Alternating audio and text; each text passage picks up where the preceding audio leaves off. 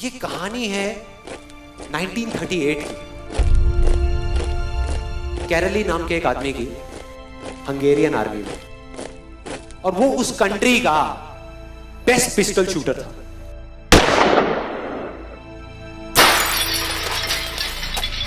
जितनी भी national championships हुई थी उस कंट्री में, उसको वो जीत चुका था।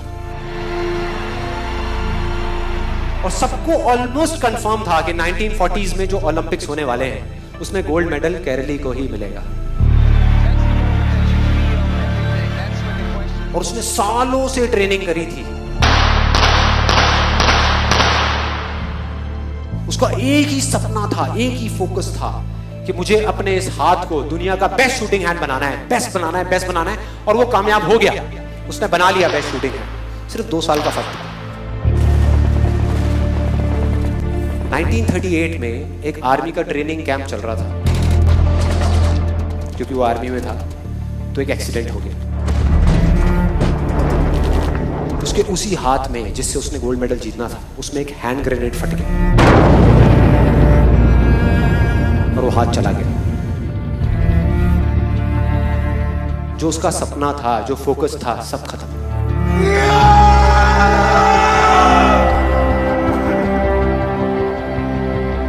उसके पास 2 रास्ते थे। एक तो ये कि वो बाकी की पूरी जिंदगी रोता रहे और कहीं जा करके छुप जाए, या अपना जो गोल था जिस पे उसने फोकस किया हुआ था उसको पकड़ करके रखे। तो उसने फोकस किया उस पे नहीं जो चला गया था, जो उसके पास नहीं था। उसने फोकस किया उस पे जो उसके पास था।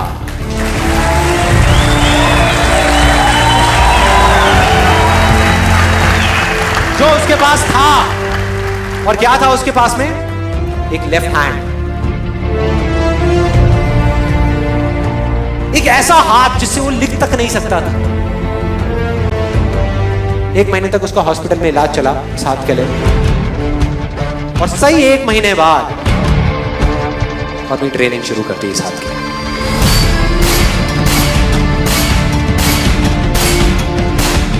ट्रेनिंग के 1 साल बाद, मतलब कि 1939 में वो वापस आया।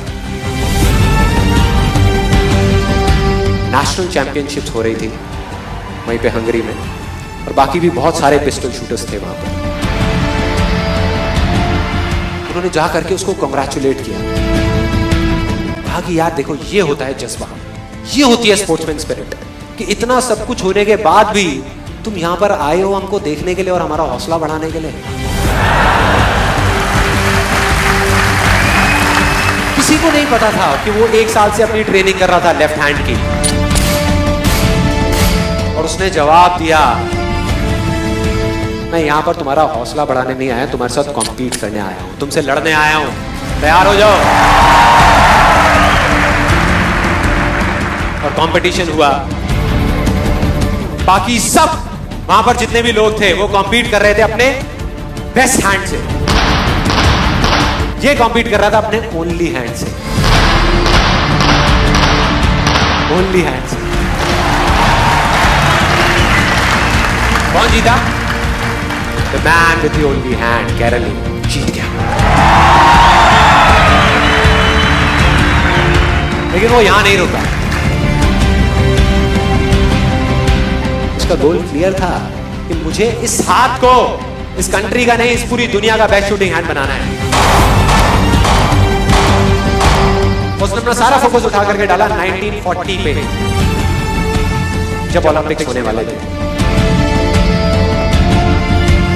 लेकिन 1940s के ओलंपिक्स कैंसिल हो गए वर्ल्ड वॉर की वजह से।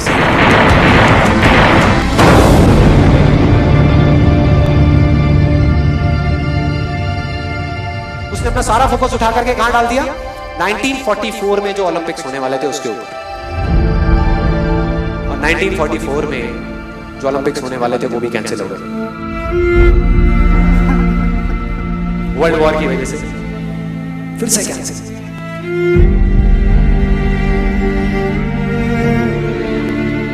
उसने अपना सारा फोकस उठा करके डाल दिया 1948 के ओलंपिक्स में।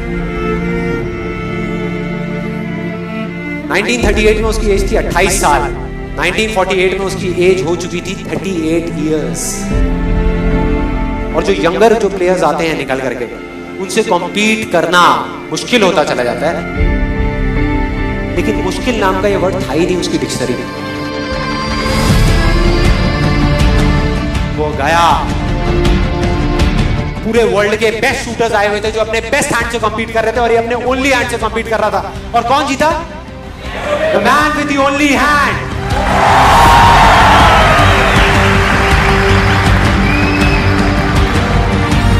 लेकिन वो तब भी नहीं रुका।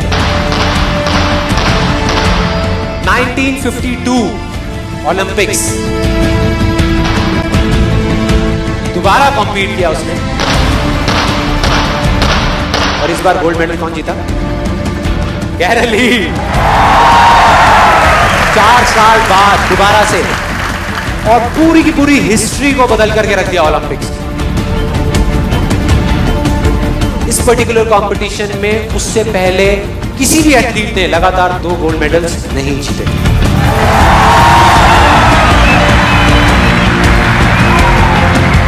अब किसी भी लूजर के पास चले जाओ, उसके पास लिस्ट होगी बहानों की कि मैं इस वजह से फेल हुआ अपनी लाइफ में, इस वजह से मैं कुछ नहीं कर पाया। बहुत लंबी लिस्ट है। और दूसरी तरफ विनर के पास चले जाओ, उसके पास